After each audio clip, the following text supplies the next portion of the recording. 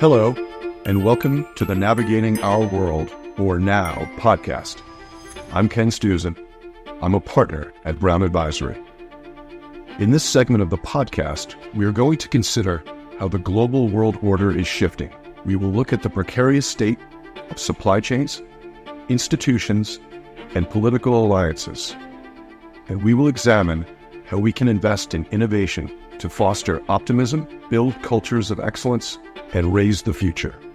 As ever, our goal is to take time to think, to gain a better understanding of what's happening in the world, and to navigate some of the most pressing questions that are shaping our lives, our culture, and our investment decisions. To kick things off, my colleague, Meredith Shuey Etherington, will chat with Sir Robin Niblett about the complex geopolitical challenges that we currently face.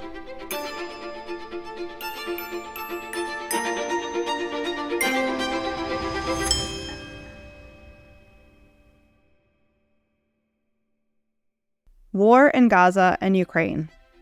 Tension rising in Taiwan. An increasingly precarious relationship between the U.S. and China.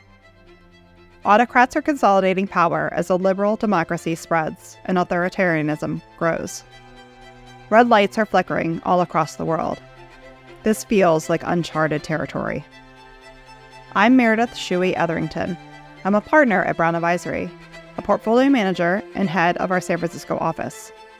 As investors, we need to ask what all this means for the global economy. How should we be thinking about the geopolitical outlook and what might be on the horizon? I was thrilled to sit down with an expert to help us navigate these topics, Sir Robin Niblett.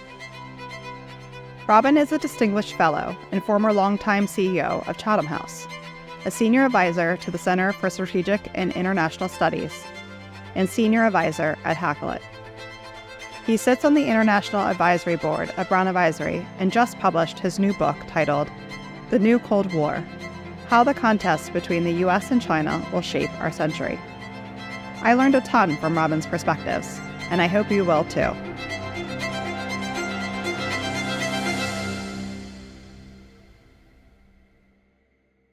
Robin, I'd love to start by asking you how you organize your thinking about the geopolitical landscape. You just published a book called The New Cold War. Do you start by thinking about the U.S. and China?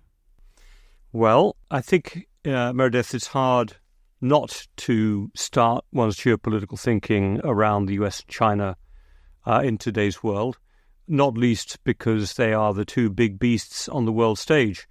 As a European, you're often reminded to mention the EU, but the EU is not really a geopolitical actor even today, although it's becoming more of one. India is definitely coming up the inside track, and if we were having this conversation in 3, 4, 5, certainly 10 years' time, I think we'd have India in the mix. But right now, and for the foreseeable future, the contest between the US and China is setting the entire geopolitical weather, in my opinion. It's partly because of the size of the two countries, but obviously size doesn't mean anything in this context, certainly if they were both allies. But what you have in China and the United States are two countries that are competitors, not just because America's been the biggest country in the world, the most powerful for some time now, pretty much since the end of the Second World War, and China may displace it, or it certainly is challenging it in that position, and is challenging it in particular in the Indo-Pacific or in East Asia. But it's really, as I talk about in the book, because they represent two fundamentally different ideas about governance and government and kind of how you run your countries and your people and how you run the world. And ultimately, I think this is not just about great power politics. This is not just Britain trying to accommodate Germany, in the late 19th century, early 20th century. This is not just about Japan and America in the Pacific, back in the 20s and 30s. This is about a China that believes that its system of government, and by that I mean the Communist Party, believes that the rule of the Communist Party is absolutely central to the sovereignty and therefore the success of China. And that in a way, they are responsible for leading the country, for making sure that it prospers, making sure that it is sovereign, that it is not subject to another century of humiliation, as it was back in the late 19th century, early 20th, and that any threat to the Communist Party of China and to its leadership is a threat to China and to its sovereignty. They look at America and they see democracy, and they believe that democracy is out to undermine communist parties. And why wouldn't they think that? Look what happened at the end of the Soviet Union. But then they look more at what they call the color revolutions. Ukraine, Georgia, they look at the efforts to try to export democracy to parts of the Middle East. And what they see with democracy is chaos. And they fear that chaos is going to infect them. And ultimately, there is this deep desire, therefore, to keep America away and to make sure the world is safe for their system of government, which we call autocratic.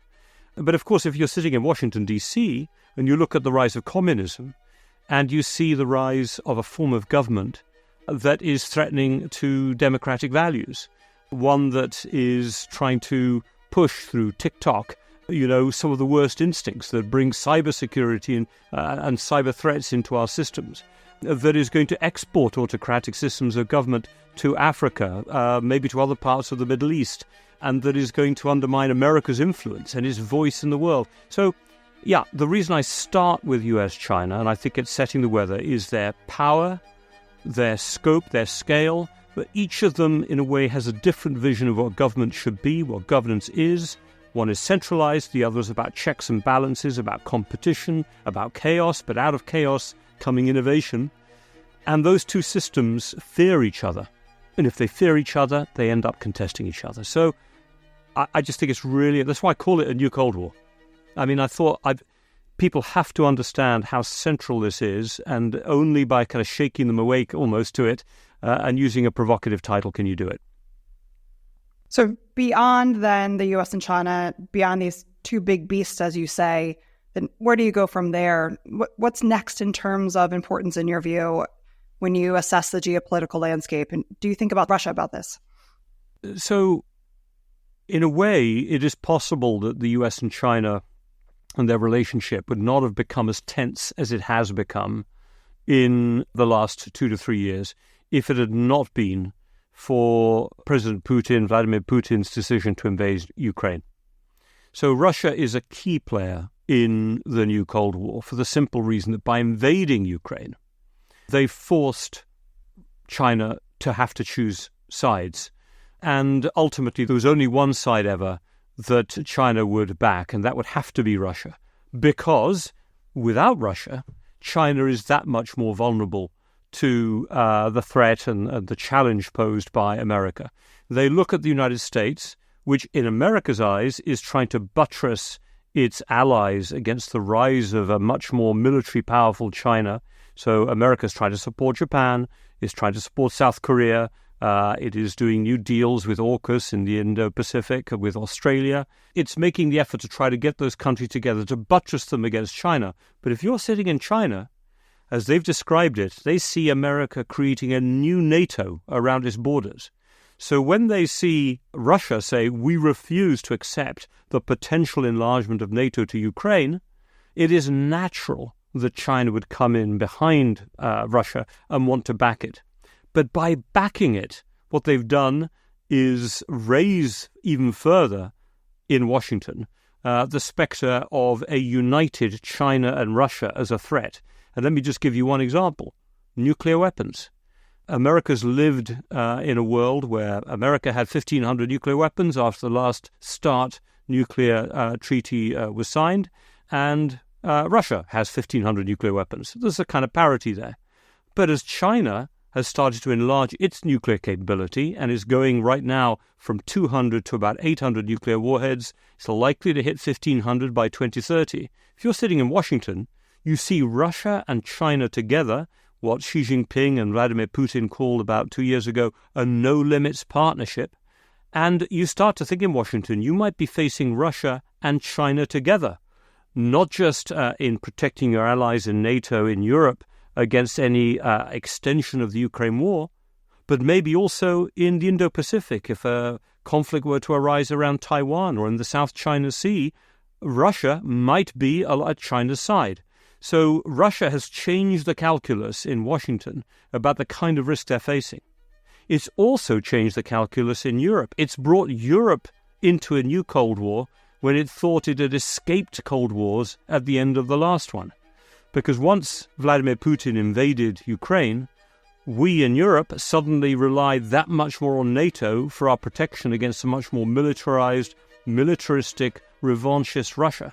And then when we look at China backing Russia, supplying it with dual-use weapons, helping back its economy, backing its narrative, saying this is a defensive war or a defensive conflict, we now look at China not just as a distant risk, but we in Europe are starting to look at China as a more proximate, near risk because they're backing Russia.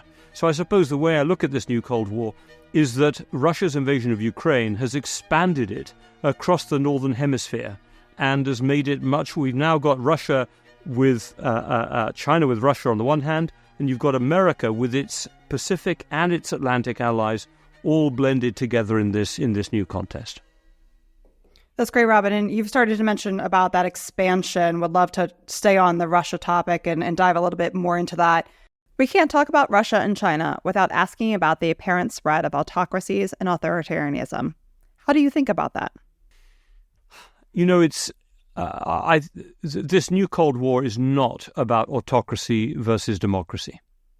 It is about America and its security allies versus China and Russia, at its side. I once interviewed the former British Prime Minister Liz Truss, briefly Prime Minister Liz Truss, and she was Foreign Secretary for longer than she was Prime Minister. And I interviewed her and I asked her this question because she talked about Britain being part of a network of democracies, a network of liberty, as she called it. But then she said that post-Brexit Britain had to be relentlessly commercial. And so I was confused. How can you be relentlessly commercial, which would have to be with countries all over the world, some of which are not democracies, but also be a core anchor member of a network of liberty of democracies? And she gave me a very interesting answer. She said, I don't see it this way. She said, I see two countries that are trying to undermine our democracy and the international rule of law, China and Russia. I then see lots of other countries, she said, which don't share the same system of government as us, i.e. autocracies, but they are not trying to undermine our democracy or the international rule of law. With them, we can have good relationships. So what you've seen in this new Cold War, fascinatingly, is America and Europe not trying to draw lines as democracies on one side and autocracies on the other. They're trying to say, who can we work with to be able to contain the growing power of China and Russia, and who have we lost in that contest? Obviously, Iran and North Korea are backing and are in the club, you might say, of China and Russia. North Korea now supplying artillery and so on to Russia. The Iranians doing the same with drones, and both of them trading a lot with China.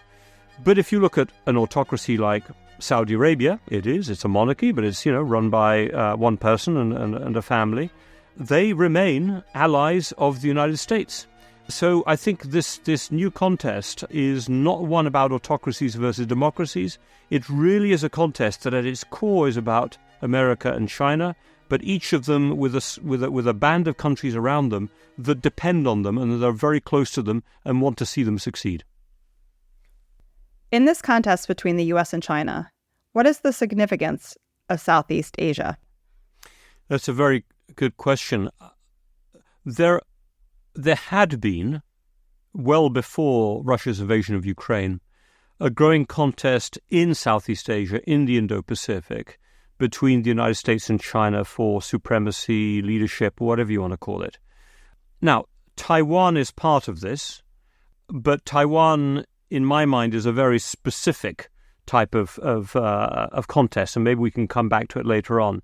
What's more interesting, in a way, has been China's efforts to try to escape what it sees as the kind of stranglehold the United States has on China's security, by dint of the fact that America's allies, in essence, surround China's southern shore, through which the bulk of its imports and exports must pass. The imports that it needs of oil and gas and critical minerals to feed its economy, and the exports that then flow out to Europe, to the United States, most of them going through Southeast Asia, through the Straits of Malacca, near Singapore, past Indonesia. But to get there, in a way, they have to go through the gauntlet, you might say, of Japan, which cuts down through the top part of China's border, through Taiwan, and people don't realize quite often that the Japanese Ryukyu Islands run all the way down to about 70 kilometers from the border, from the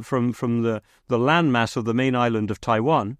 So they're connected. Taiwan then runs up very close to the Philippines, which is a U.S. treaty ally. You then go down, and you've then got a thin sliver, in a way, of the South China Sea, which China has decided they need to make sure that they can dominate so they are secure. So one of the areas of potential contest, physical contest, military contest, between the U.S. and China is in the South China Sea, where China has, since about 2012, sought to enforce what it calls its 9-dash line. Basically, it's a line that was drawn on an old map that says China has historically administered or been the dominant presence across all of these islands and little islands that run all the way down the border of the Philippines on one side, close to Vietnam, then down to Malaysia and Indonesia down at the bottom. And America and most of the world reject China's sovereignty over little reefs and islands which China took possession of between 2012 and about 2015. They just literally went in and planted kind of flags on them. Not quite, but they built them up. They said they wouldn't build military bases on them, but they have done. And so you've got this situation where China, at a moment of American distraction in the Obama administration, created a fait accompli in that region. But today, the Philippines is starting to push back and say, hold on a minute, we reject your taking over these islands, some of which are 70 to 100 kilometers from our border. They're inside our economic zones of interest. They took China to the court.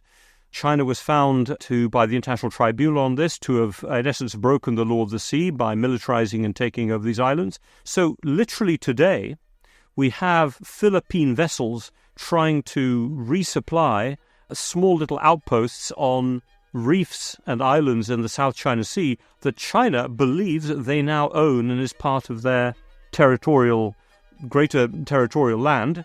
And America has, under the Biden administration, said that as a treaty ally, they will come to the Philippines' aid if they're asked to, and that even Coast Guard vessels of the Philippine Navy count as part of the area or part of the assets that America will come and protect if something were to happen.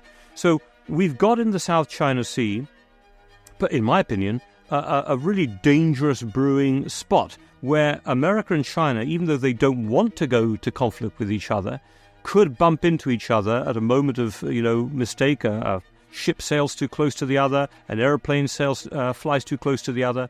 Something bad could happen. And then, of course, the Russians might come in on the Chinese side. The Australians or the Japanese would be called to come in on the American side. And what is a Cold War could end up becoming a hot one. So, Robin, with that backdrop, a lot of tensions in the South China Sea. How worried are you about an escalation specifically around Taiwan? Taiwan sits in this sort of different space because America did, in 1979, agree that there is one China. And it does not contest that, it does not believe that, and does not accept that, and the Taiwanese do not say that. They are a separate, independent country. So America is not defending, in essence, that type of sovereignty. What America has said, however, is that it rejects and will prevent, and will help prevent, China resolving the dispute they have with Taiwan as to who, in essence, runs China, that it will prevent China from resolving that through military means. And the U.S. Congress after America recognized the People's Republic of China and Beijing as the one and true China and shifted its loyalty to the PRC, to Beijing within the UN system, the Congress nonetheless passed the Taiwan Relations Act, which means that America is obliged to provide Taiwan with defensive weapons to protect itself against an attempt by the Communist Party in China to assert its sovereignty over Taiwan by military means. So we have a very strange kind of standoff where diplomatically there's one China, but in reality there seem to be two, one of which is a democracy of 25 million people, and the other which, of course, is an autocracy or a Communist Party-led China of 1.4 billion people. And you've even got weirder stuff of a couple of little islands that belong to Taiwan that are, in some cases, 10, not even less, 5 kilometers off the shore of mainland China, which are technically part of Taiwan. So the reason I mention this is because it's a very strange situation where neither side, as far as I can see it, wants to see the uncertainty dispute become conflict. But we have two problems here. One is that the Chinese Communist Party has said that it will reunite Taiwan with the motherland, with the mainland, at the latest by 2049, which is the centenary of the anniversary of the founding of the People's Republic of China. Some people believe that Xi Jinping will want to do that even sooner, that he wants that to be his legacy, and who knows how much longer he will remain leader of the Communist Party. And certainly China has been building up, and by 2027 it will probably have the military means not just to invade Taiwan, but to potentially deter America from coming to its aid. So that's one worry that that's there, and that means this is a sort of pregnant conflict that at some point may give birth to a conflict. The other worry, of course, is that the example of Taiwan is a permanent threat to the credibility of the Communist Party. The way I think of it, the way I write about it, is that Taiwan is like the missile of democracy aimed at the Communist Party of China. And if the Communist Party of China ever feels that its credibility is being challenged, maybe even domestically, maybe economically, maybe by America selling the wrong kinds of, really powerful weapons to Taiwan, at some point China might feel so threatened, or the Communist Party might feel so threatened, that it feels it needs to do something. On the other hand, you might have a leader of Taiwan that decides that they don't want to do any more of this pretense and they want to declare independence. And at that point, China, the Communist Party of China, would be forced to try to do something. It may just be a blockade, but they would have to force them to join the motherland. So it's a risk. It's hanging out there. I don't think it's going to happen soon. I mean, the last thing to say about this is that, a war, if China were to start a war on Taiwan, even if America was caught unawares and wasn't able to come to its physical defense, it would lead to the kind of sanctioning of China that would make the sanctioning of Russia look like a tea party. China is interconnected in the global economy in ways that Russia is absolutely not. So, China does not want to put its connectivity to the world economy at threat, because that could undermine the Chinese economy. And of course, America and its allies do not want a war over Taiwan that would mean they'd have to cut off China and then end up with some huge global economic conflict. So I think both sides at the moment, including the Taiwanese, want to keep this cold. So, Robin, you've touched on this a bit about how countries in Southeast Asia play into the U.S.-China conflict. I'd like to stay on that point, but then also think of beyond Southeast Asia, including Africa, Brazil, other parts of the global South. How do they play into the U.S.-China conflict?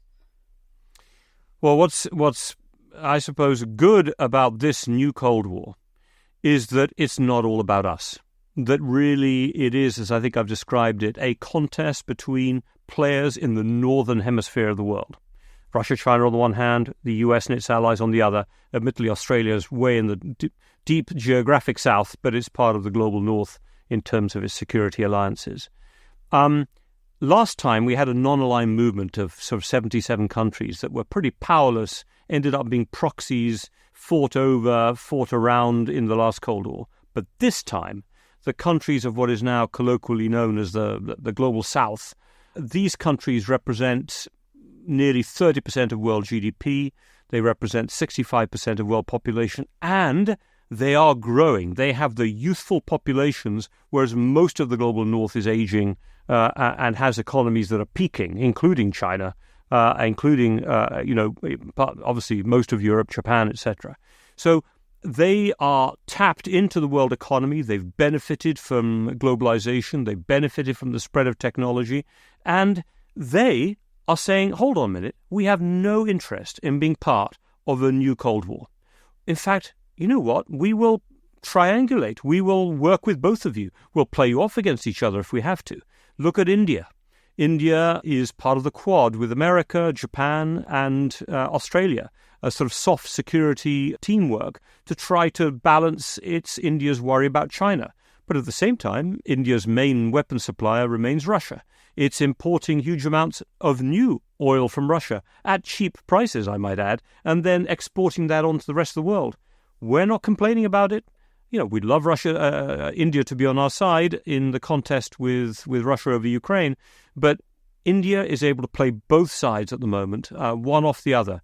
Saudi Arabia exports, its main export market for its oil now is China, but it's trying to complete a major security deal with the United States that would be part maybe of a new Middle East. Turkey's a member of NATO, but it's struck a new economic agreement with Russia.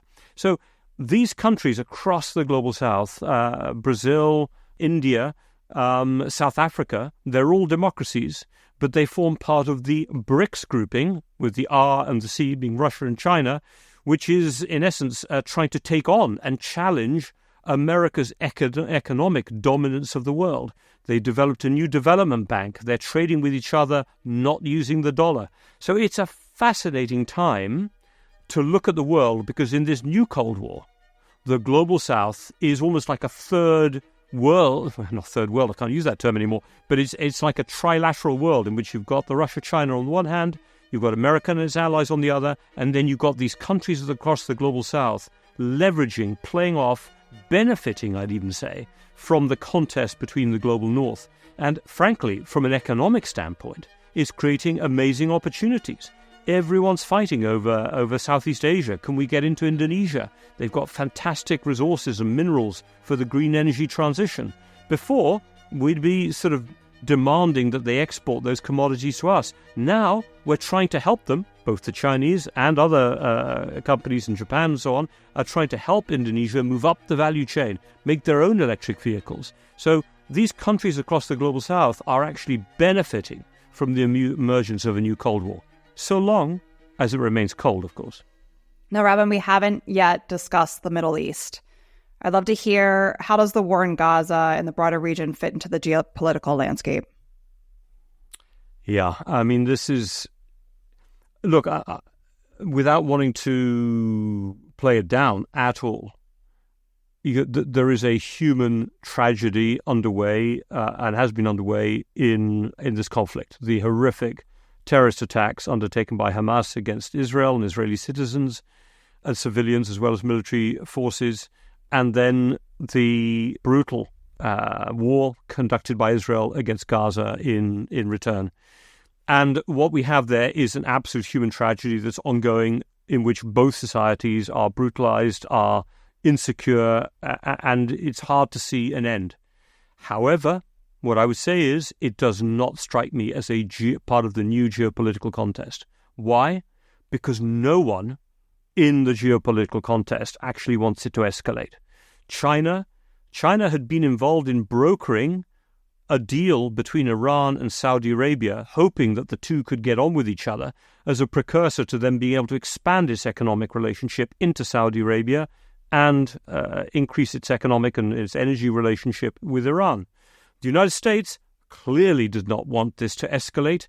They've been hoping to try to expand and bring Saudi Arabia into the Abraham Accords that were signed at the end of the Trump administration, whereby the United Arab Emirates, Egypt, some other countries, Sudan, Morocco, recognized Bahrain, recognized Israel, started to develop closer economic relationships. The Biden administration wanted to bring Saudi Arabia into that deal and actually start to create new economic interconnections between India, the Middle East, Jordan, Israel, over into Europe. Everyone had these wonderful plans for a way of sort of connecting the Middle East to a new burgeoning global economy, making it one of the entrepot, one of the pivot countries between the new burgeoning global South.